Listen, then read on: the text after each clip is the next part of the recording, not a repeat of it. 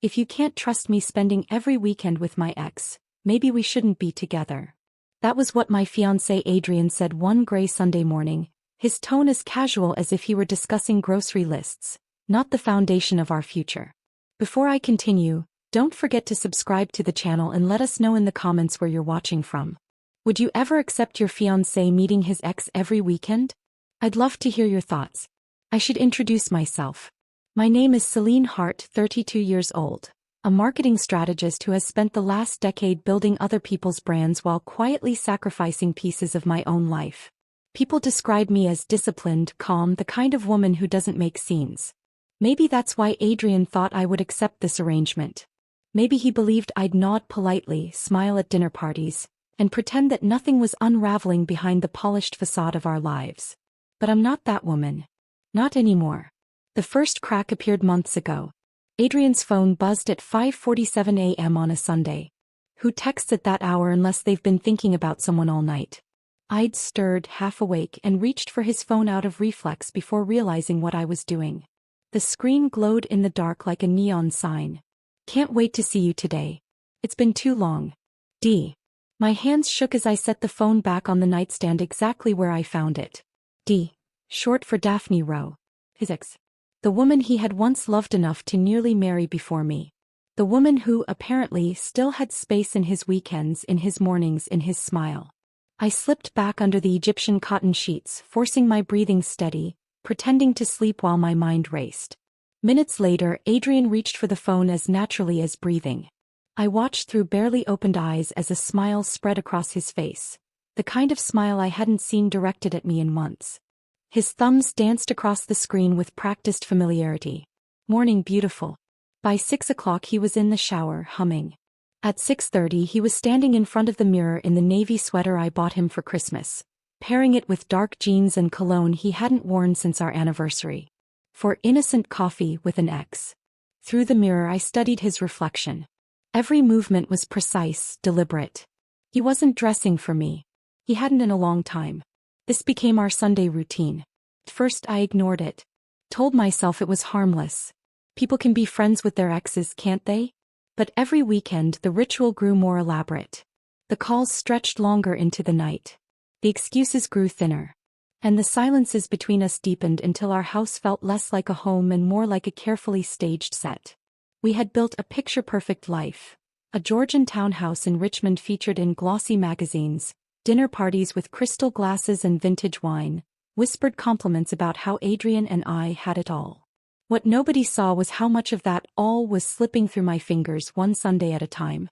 I still remember the first time I suggested meeting Daphne. Maybe she could come over for dinner, I said lightly while stacking books on our shelf. I'd love to meet her properly. The suggestion landed like a stone in still water.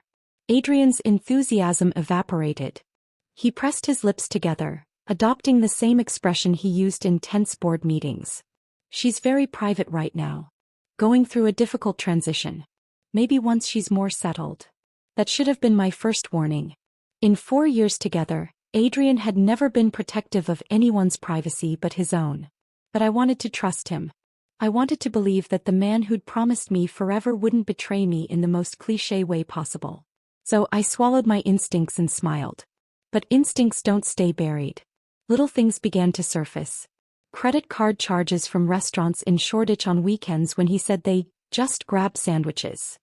Gallery admissions for two even though Adrian had never cared about art beyond what matched our walls. Long calls in the garden at night, laughter drifting through the French doors while I sat alone inside. I started sleeping in the guest room. Told myself it was because the late night calls kept me awake. The truth was uglier. It hurt less than lying beside a man who was already emotionally somewhere else. One afternoon as I planted tulip bulbs in our garden, our neighbor Mrs. Pembroke leaned over the hedge. "Lovely day for a walk," she chirped. "Your fiancé has good taste in routes. Richmond Park looked beautiful when I saw him last Sunday." My hands froze in the soil. "Alone?" I asked too quickly. "Oh no, dear. He was with a woman. Brunette, quite pretty. They looked very much like a couple." Her words clung to me like dirt under my fingernails. That evening I returned to my desk and opened a folder I'd labeled simply, documentation, screenshots, receipts, notes, Pieces of a puzzle I hadn't wanted to solve. And then an email. Subject: European Division Director. Final consideration. From the Paris office. The offer I had declined twice. £150,000 salary. My own team. Creative control.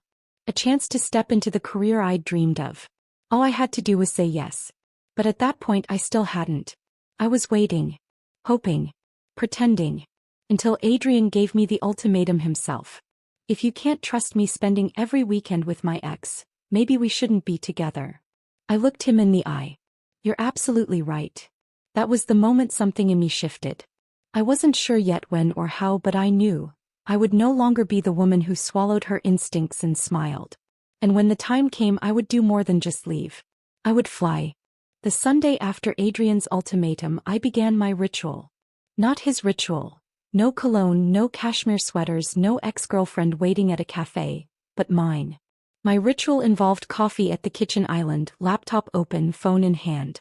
A growing digital folder called documentation. Screenshots of bank charges.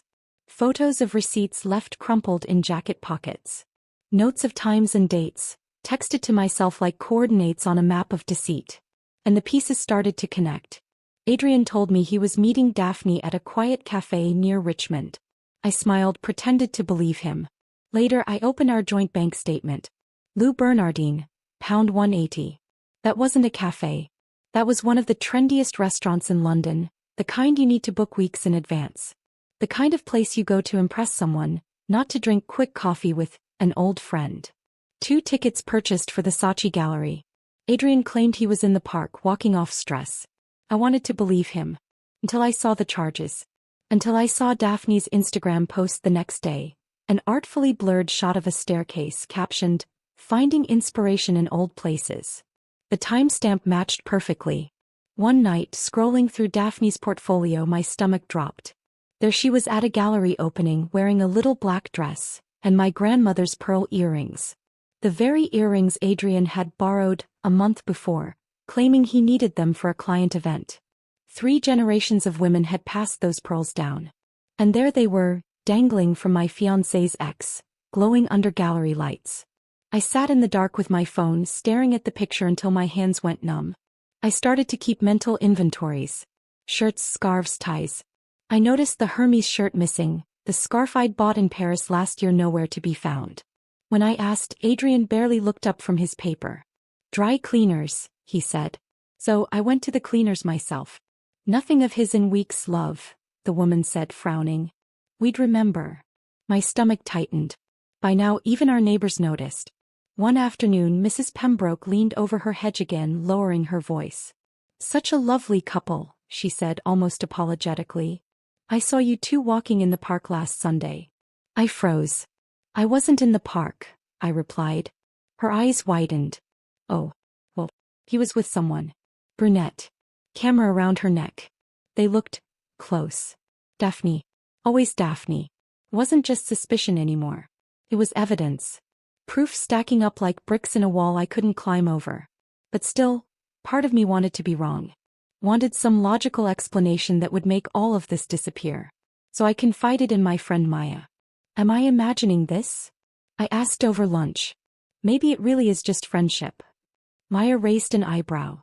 "She's a data analyst, she sees patterns for a living."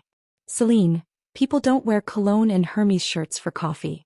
They don't take exes to £180 dinners. And they don't lend them heirloom pearls. Unless..." She didn't need to finish. Later that week my business partner James added another piece. "I saw Adrian in Shoreditch on Sunday," he said casually. "Thought you 2 had plans." "We did," I answered too quickly. He hesitated. He wasn't alone. My throat tightened. James's silence said everything. Meanwhile, the Paris email sat unopened in my inbox. Final consideration. £150,000. Creative control. Relocation package. The chance to lead my own division, to step into a career that belonged entirely to me. I'd declined twice before. Told myself Adrian and I had roots here, a life here, plans here. But what kind of life was this? A man humming in the shower for another woman. A house filled with lies disguised as love. Pearls stolen from my past to decorate someone else's present. The night before our anniversary, I lay awake in the guest room, listening to Adrian's muffled laughter through the wall. Not with me. Never with me anymore. And I realized something. Trust isn't about ignoring instincts. It isn't about closing your eyes and hoping. Trust is about truth. And all I had left was evidence of lies. On our anniversary morning, I mentioned the date. Adrian blinked, confused like I'd just spoken in another language. Oh. I'm sorry, I've been so distracted. Dinner tonight? I promise. But I saw the cologne on his dresser, the shirt laid out for another Sunday coffee. Not with me. Never with me. That evening, as I poured myself a glass of wine at the kitchen island, I opened the Paris email. My finger hovered over the mouse. 4 months I'd been waiting for Adrian to choose me. To see me. But maybe the choice was mine all along. The morning after our anniversary, Adrian left early. I stayed in the kitchen, staring at our marble counters, the espresso machine we'd bought in Tuscany, the tulip bulbs I'd planted outside now hidden beneath the soil. Our house looked like a showroom for a life that didn't exist anymore. I opened my laptop. European Division Director. Final consideration.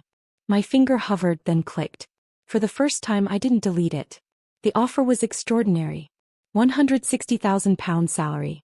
My own creative team. Full relocation support, temporary housing in Paris. Assistance finding a permanent flat. And most importantly, freedom. 4 weeks, I'd let this opportunity sit in my inbox like a forbidden temptation. Adrian had dismissed it when I mentioned it once. Our life is here, he'd said, gesturing at our townhouse, our neighborhood, our friends. Don't throw that away.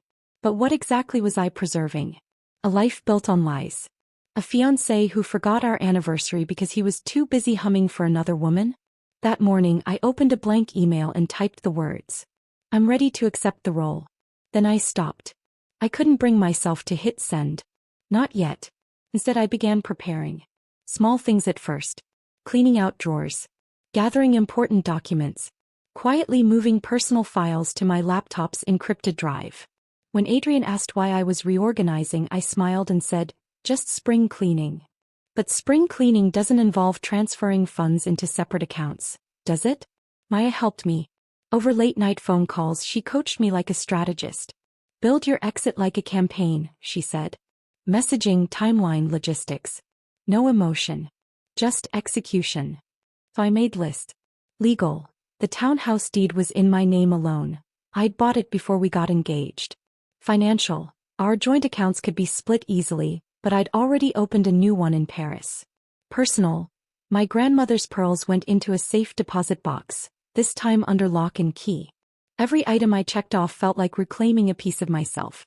Adrian noticed I was quieter. One night he tried to stage a grand gesture. Flowers, dinner, a bottle of wine from the year we met. I feel like we're drifting, he said softly, almost convincing in his concern. I wanted to laugh. Drifting? Oh.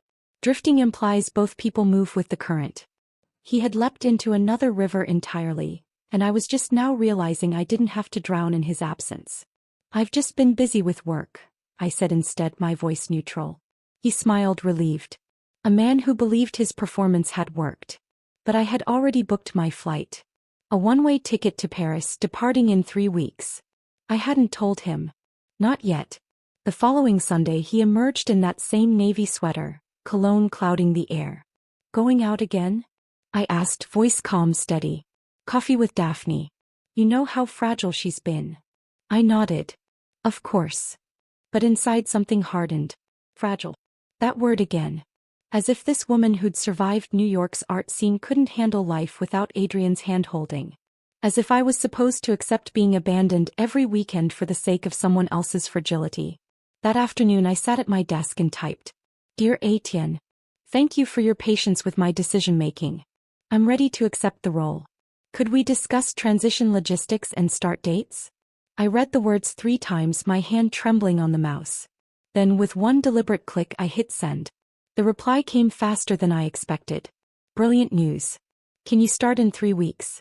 We'll handle relocation logistics, including temporary housing and a permanent flat search. Welcome to the Paris team. 3 weeks. 21 days to dismantle my old life and build a new one. That evening, Adrian returned, humming again, carrying the scent of someone else's approval. Dinner was lovely, he said, slipping his shoes off. I smiled. I'm glad. For the first time in months, my smile was genuine. Not because of him, but because I finally had a secret of my own. Not a secret affair. A secret future. From that day forward, everything changed. I still played the role of the attentive fiancé. I still cooked dinner, listened to his half-hearted stories, even kissed him goodnight. But inside I was already gone. Every time I folded laundry, I imagined packing my suitcase. Every time I watered the tulips, I imagined Paris balconies overflowing with flowers. Every time I looked at Adrian, I saw a man I was already leaving behind. He didn't notice. Of course he didn't. Because he was too busy dressing for someone else. If you can't trust me spending every weekend with my ex, maybe we shouldn't be together. Those words had lived in my head for weeks, replaying like a broken record. By the time departure day arrived, I no longer felt shock or heartbreak. Only clarity. It was a cold, gray morning when my doorbell rang. Boxes lined the hallway, my suitcase waited by the stairs, and the tulip bulbs I'd planted weeks earlier were beginning to pierce the soil outside. When I opened the door, James stood there, my business partner and the only person who had dared to look me in the eye and say, "Something isn't right." He didn't waste time. He placed his laptop on the dining table and clicked open a folder. Daphne's photos. There they were, restaurants, galleries, streets I knew by heart. Richmond Park. Shoreditch. The White Swan Pub. Places Adrian and I had once called ours. Places where he now smiled for another woman's camera. The timestamps lined up with every lie I'd heard. Just a quick coffee. A client dinner. She needed moral support. But the photos told the truth. They weren't catching up. They weren't innocent. They were dating, documenting, replacing me one weekend at a time. I closed the laptop with a steady hand. "Thank you, James," I whispered. For months I doubted my instincts. That morning I stopped. By noon I was at Heathrow Airport, suitcase in one hand, passport in the other. I'd checked in for my one-way flight to Paris. My new job, my new apartment, my new beginning. The departure board flickered overhead. Rome, Lisbon, Copenhagen, and then Paris. My gate blinked open, calling my name. I found a seat near the window and pulled out my phone. It buzzed immediately. "Adrian, what are you doing this weekend?" The audacity of the question almost made me laugh. I lifted my phone, snapped a photo of myself with the runway behind me, boarding pass half visible, and typed, "Starting my new life." And for a moment, nothing. Then the typing dots appeared. "Adrian, wait, you're actually leaving? Selene, come home. We can work this out." I switched my phone to airplane mode. Not just for the flight. For my life. Boarding began. I wheeled my bag down the jet bridge, heart pounding not with fear but with freedom. When the plane lifted off, London shrank beneath me. The city of lies grew smaller and smaller until it was just a smear of gray under the clouds. I leaned back, closed my eyes, and felt the first clean breath I'd taken in months. I wasn't running from something anymore. I was flying toward something new. When the plane wheels kissed the runway at Charles de Gaulle, I felt something inside me settle. Like a coin finally dropping into place after spinning too long in the air. 3 weeks earlier, I'd been suffocating in a Richmond townhouse filled with lies. Now I was rolling my suitcase across the polished floor of a Parisian flat with floor-to-ceiling windows, exposed brick, and a view of the canal that shimmered in the early light. It wasn't just relocation. It was resurrection. The company set me up with a temporary apartment in the 10th arrondissement. Industrial lighting, a balcony just wide enough for coffee and a chair, and neighbors who nodded politely in French. For the first time in months, silence didn't feel like a punishment. It felt like air I could finally breathe. That first morning I walked to a corner cafe. The barista handed me a cappuccino, scrawled Selene perfectly on the cup, and smiled. No hesitation, no correction, no forgetting who I was. It was a small thing.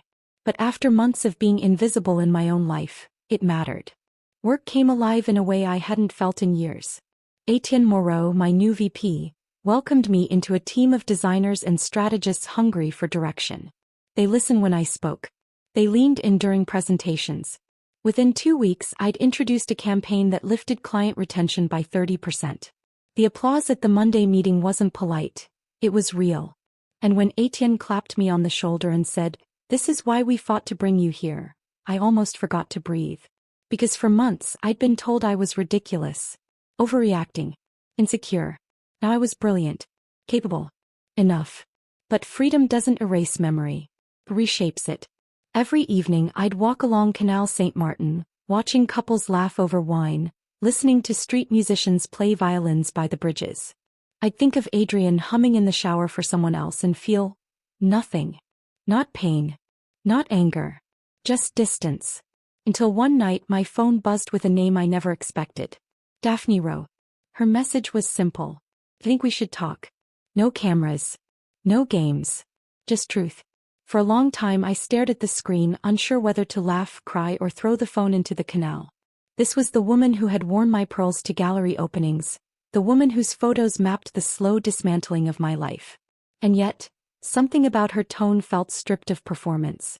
Not the bohemian captions, not the curated filters. Just a woman who, perhaps, had realized she wasn't winning either. I ignored the message at first. Focused on work, on Paris, on mornings with croissants warm enough to burn my fingers. But the message stayed, glowing quietly in the back of my mind. Then Maya called from London. "You're not going to believe this," she said, her voice brimming with gossip she usually hated to repeat. "Daphne posted a new series. Not New Beginnings. It's called False Starts." "What's in it?" I asked carefully. "Empty tables. Half-drunk coffees. Abandoned parks." She deleted almost everything with Adrian in it. It's like she's rewriting the story. I sat on my balcony, the Paris skyline stretching wide, and let that sink in. Maybe betrayal doesn't just break one person. Maybe it breaks everyone it touches. 2 days later I wrote back. "I'll give you 1 hour. Neutral ground. Cafe in Covent Garden. Next week. No cameras." She replied within minutes. "Agreed." So there was. The woman who had haunted my Sundays would now sit across from me in daylight, without Adrian between us, without pretense. Part of me dreaded it. Part of me craved it. Because starting over in Paris wasn't just about new work or new streets. It was about facing the ghosts I carried with me, and deciding whether to finally let them go. That night I walked to Pont Neuf and leaned over the stone edge, watching the Seine glitter like liquid memory. Tourists took photos, lovers kissed beneath lampposts, and I stood alone, pearls tucked in my pocket. For the first time I wasn't afraid of being alone.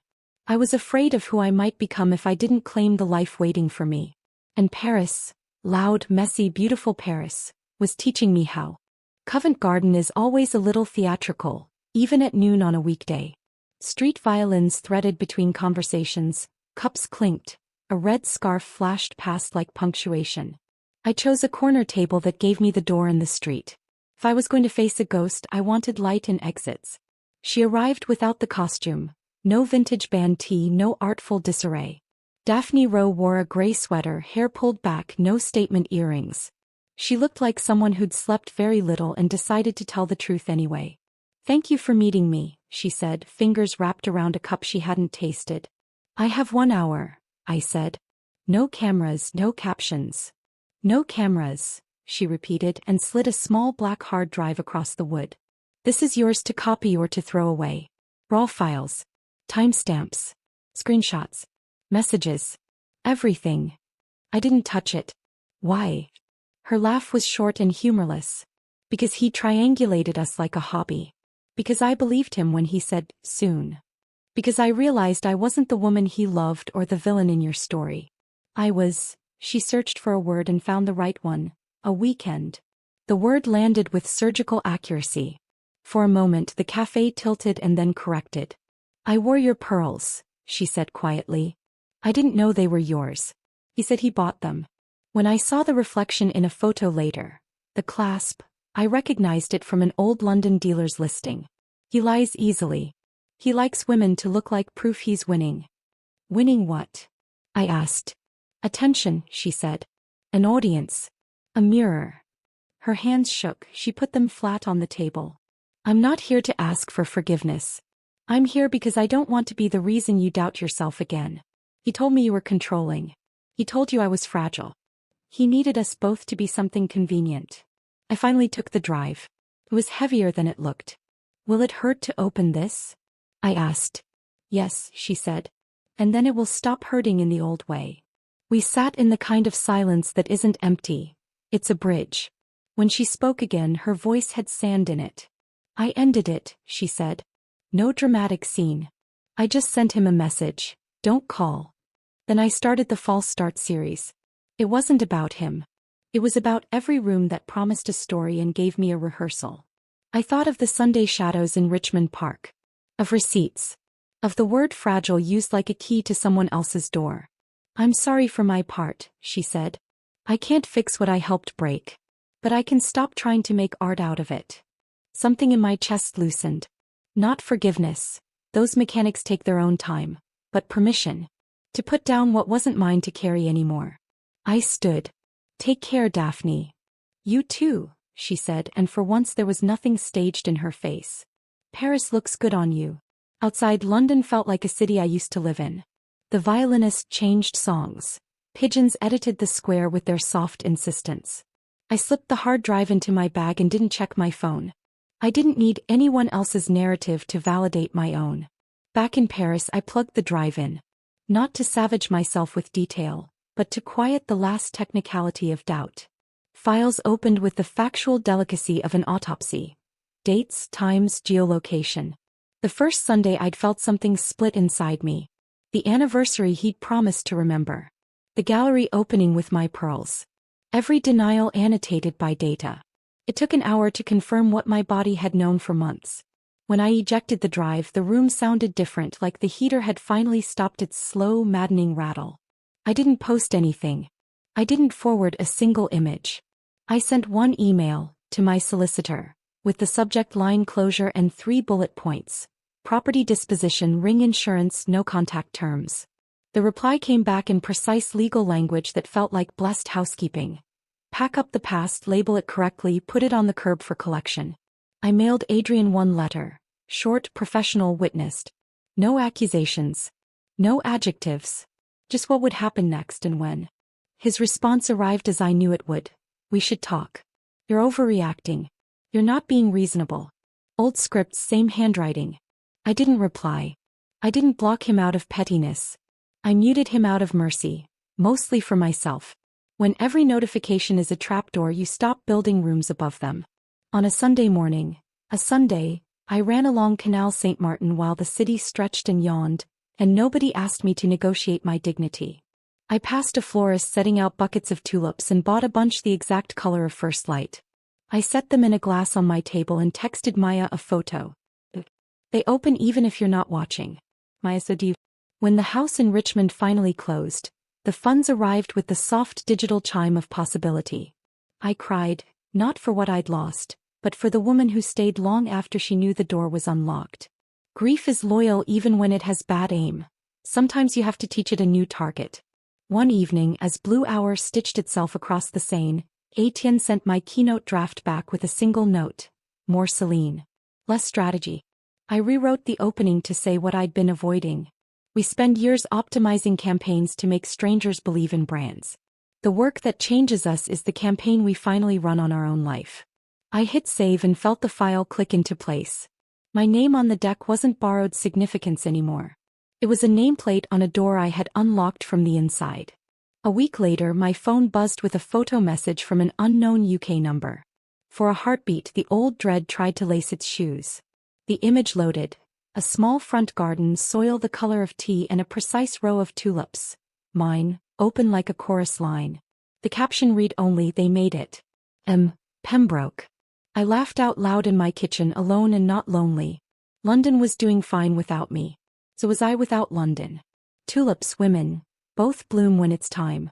I texted back a thank you with a photo of my Paris bouquet, then set the phone face down and carried both faces, past and present, onto the balcony. Below, a couple argued tenderly about nothing. A dog considered the philosophy of a pigeon. The city performed its daily miracle of continuing anyway. I didn't need a finale. I needed an after. If you've been waiting for the revenge, there it is, just not the kind that trends. No screaming at restaurants. No viral exposés. Just a life unentangled from someone else's appetites. Just a woman in a city that keeps its promises if you listen closely. Before I end, here's what I learned, and maybe it's for you. Evidence is for you, not for court. Proof quiets the part of your mind trained to apologize to your own instincts. Leaving isn't a sprint. Sometimes it's a measured walk to a gate with your name on it. Dignity is the sharpest blade. It cuts cleaner than spectacle and it leaves your hands free to build. On my wall there's an empty frame. Not a placeholder, an invitation. When something belongs there I'll know. Until then it reminds me that not every space must be filled. Some spaces must be kept. I still have the boarding pass stub from that Heathrow flight, tucked in the same drawer as the pearls. Paper and nacre, records of passage. I don't need to look at them often. The proof is in the mornings I wake up and forget to be afraid. Some endings are departures disguised as arrivals. Mine was both.